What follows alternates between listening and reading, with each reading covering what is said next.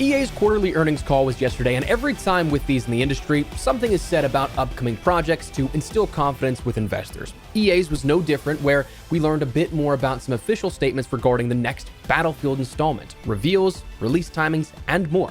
Addressing shareholders, EA CEO Andrew Wilson stated, "Turning to Battlefield, we're taking a modern player-first approach to building, testing, and marketing this next-level experience. Through Battlefield Labs, the biggest playtesting initiative in franchise history, we're engaging players earlier and more meaningfully than ever before, testing at scale and validating core gameplay experiences to deliver something truly special for our players.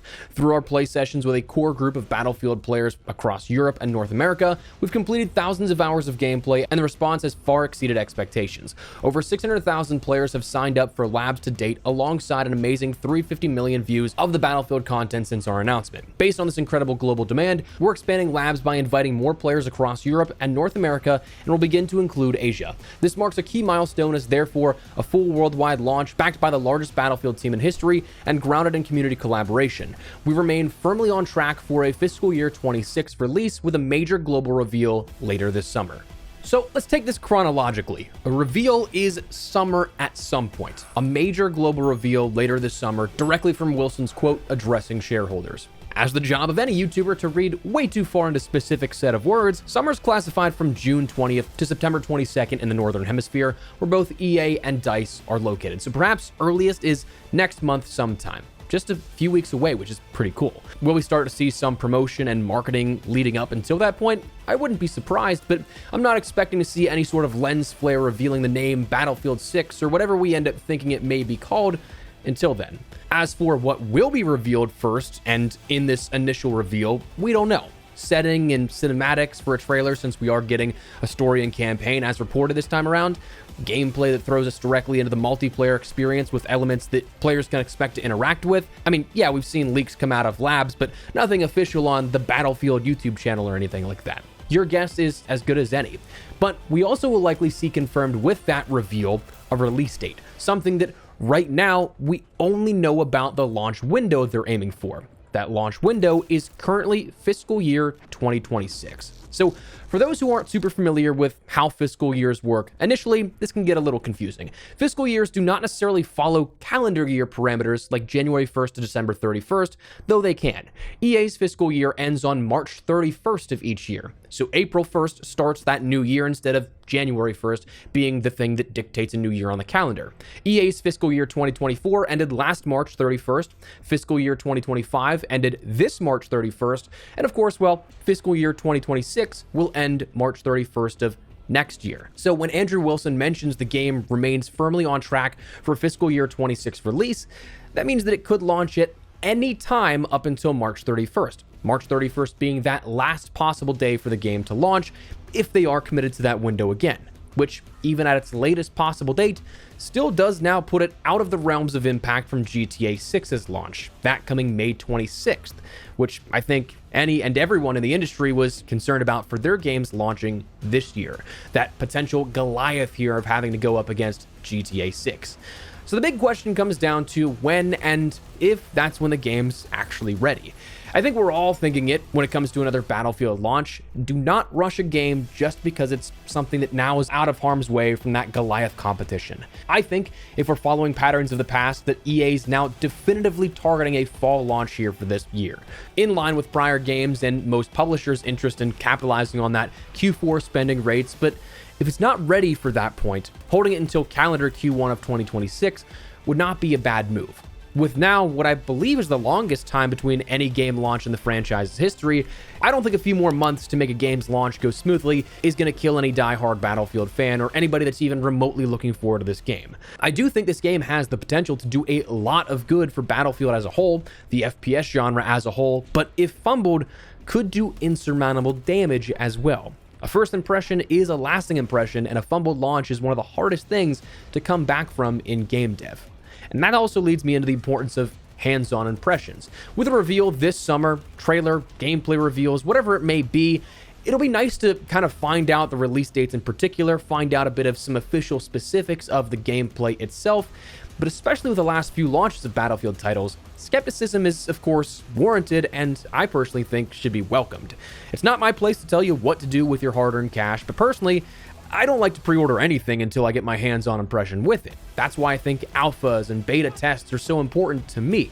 It dictates if I think something feels as good as it may look, or maybe it's something that it doesn't play nearly as well as the trailers depicted. It makes it something to know if it's worth that time or money. So I'd recommend using any reveal as an indication as to what the game could be setting-wise, narratively, themes, thematic, atmospherically, but reserve any hard judgment until you yourself can get to play. Use reveal as a, oh cool, that's what Battlefield's next game is going to be. Finally, surface level confirmation of said information. While it's not explicitly mentioned, it's very likely that if this does have a fall release with this year's calendar Q4 in October to December, Battlefield's prior timelines have moved relatively quickly in getting a playable build to players that I would assume in a late summer capacity, we'd see some sort of playable beta for everyone to get hands-on with. That's where I think you can and should reserve judgment for. If the beta's a mess, the launch has a high probability of being a mess as well. Oftentimes, betas are usually just more marketing tools with these higher budget games, and oftentimes, while it is possible to see feedback accounted for and integrated into the launch of the game, that sometimes doesn't happen, i.e. Call of Duty, i.e. Battlefield 2042 for this franchise most recently. But just know that that is something that is a genuine concern. But that brings me to the next sort of topic of discussion here. It seems like you or I may actually have a better chance of playing this earlier than any public beta or anything like that, because not only as mentioned by Andrew Wilson in the address to investors, but also DICE published a development update for May 2025 in relation to Battlefield Labs. In it, they said, across our 4 initial play sessions with a small group of core Battlefield players across Europe and North America, we've completed thousands of hours of gameplay, had hundreds of thousands of player spawns, and seen over 1 million environmental objects destroyed, including walls, windows, crates, and buildings your squad crashed the helicopters into. The players in these sessions have helped us successfully validate the following areas: establishing a solid foundation for smooth, low latency, and high performance gunplay, finding the right balance in movement speeds for functionality such as crouch sprint, combat rolling, and vaulting as a part of our combat pacing initiatives, and using destruction to create fun and lasting tactical gameplay across rounds and experiences. Exploring new ideas for the future and receiving direct player feedback continues to be a crucial aspect of the Battlefield Labs process. Even if some ideas never reach release, it helps us understand and refine elements that resonate most with players as we continue to build Battlefield together. It's been a valuable and exciting experience for our team and community so far, and we're looking forward to continuing that collaboration alongside with you. So before we talk about the next mention of this post here, this is something that definitely does seem nice. The Battlefield Labs does appear to be giving them that feedback that they're hoping to see. And of those pieces of testing that were mentioned as validated, it's nice that they have that again built out, because honestly, I think all of those things are very key to a good game. Now, what's next is what they detailed next. Now that we've wrapped up the initial server performance and stability concerns, we've validated a solid foundation for a core Battlefield experience. We're now ready to continue scaling Battlefield Labs testing globally. Throughout May, we'll be inviting more players across Europe and North America, and we'll start to include select areas of Asia. Alongside testing new content, we'll continue to iterate on our initial focus areas, such as balancing the different weapon archetypes and damage values, as well as movement and combat pacing mechanics. Destruction also remains an ongoing topic across our play sessions. We'll continue to test destructible objects across a variety of maps and fine-tuning damage levels of surfaces. Following community updates on gunplay and destruction, we'll be back in the future to talk more about classes and the all-out warfare experience.